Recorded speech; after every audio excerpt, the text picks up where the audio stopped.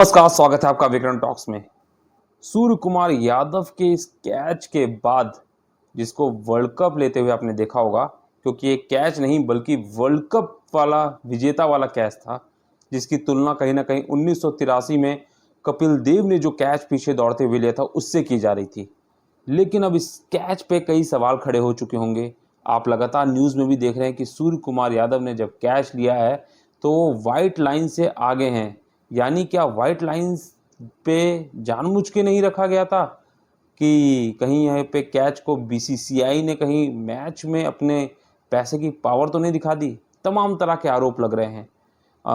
कई कह सकते हैं कि विदेशी जो मेहमान हैं वो तो खुल के कहने लगे हैं, ट्वीट करने लगे हैं कि बीसीसीआई की पावर चली है, वरना ये जो हम जो साइड लाइन्स पे देखते हैं ना, जो चौके वाले वहाँ पे जो रोप पड़ी होती है, वहाँ पे एक निशान भी बना होता है और वो रोप अब तस्वीरों में आप देख सकते हैं कि वो पीछे दिख रही है। मतलब जो रोप है वो आगे है और वो जो उससे पे होनी चाहिए थी, जिस वाइट लाइन पे होनी चाहिए, वो रोप पीछे है, जिसकी वजह से ही कैच को कंप्लीट कर पाए सूर्य कुमार यादव।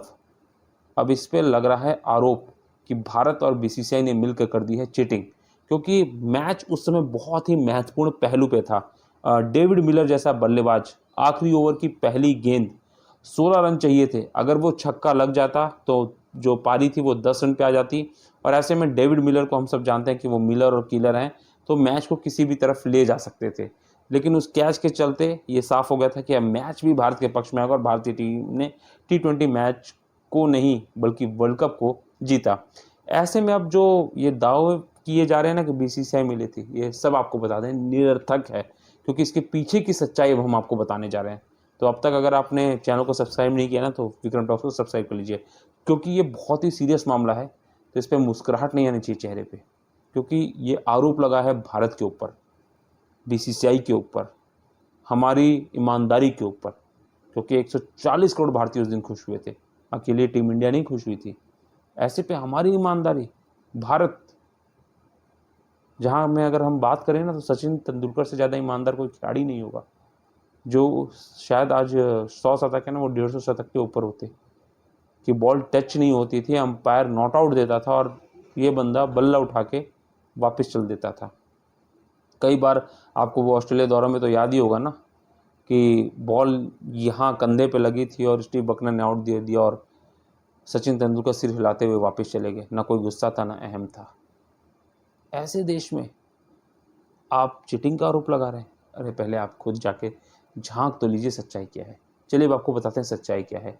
सच्चाई ये है कि हाँ, बिल्कुल सही, वो जो सफ़ेद लाइन आप देख रहे हैं जो ग्राउंड के चारों तरफ खींची है, उस पे रोप होती है चौके छक्के वाली, कशन जिसको हम कुशन्स कहते हैं, जहाँ पे हम चेक करते हैं कि वो अगर कुशन को टच किया होगा तो छक्का हो गया, चौका, जो उस समय भी अंपायर ने देखा।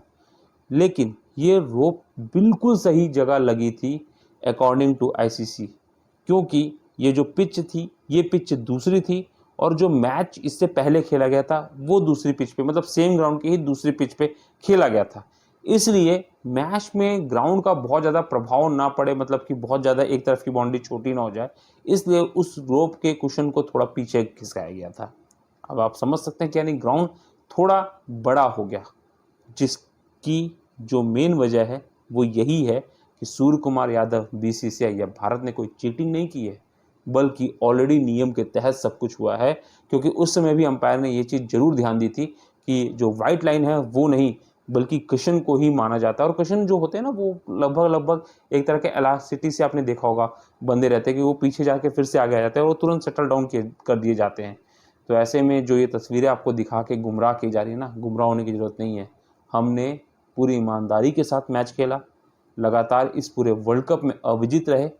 पहली बार ऐसा हुआ कि दोनों ही टीमें अविजित होकर पहुंची और भारतीय टीम वर्ल्ड कप अपने हाथ में अविजित होकर उठाया है। ऐसे में कहा जा सकता है कि सूर्या ने जो किया है ना वो चमत्कार से कम नहीं है। अब उस चमत्कार को सलाम करने की जगह उसको बेईमानी का जो ये चद्दर उठाने की कोशिश की जा रही है ना, विश्व मीडिया और लोगों के द्वारा, ये नकारात्मक है। खेल को खेल की तरह देखिए, खेल भावना को लेके चलिए। सूर्य कुमार यादव ने वो कैच ना केवल कंप्लीट किया बल्कि उस समय पूरी दुनिया, चाहे वो थर्ड अंपायर की बात करें चाहे लोगों की बात करें, सब कुछ टीवी पे आजकल जग जाहिर है, कोई चीटिंग हो नहीं सकती। और ऐसे में इस मामले में तो थर्ड अंपायर ने कई बार जांच की और ये साफ पाया कि सूर्य कुमार यादव क्लीन थे और ये कैच भी उससे ज़्यादा, जैसे कहते हैं ना गंगा जी का पानी जितना साफ सुथरा है उससे ज़्यादा उसकी कसम के अलावा कुछ नहीं खा सकती, वैसे ही सूर्य कुमार यादव का ये क्लीन कैच था। तो आप क्या कहेंगे कमेंट बॉक्स में ज़रूर बताइए।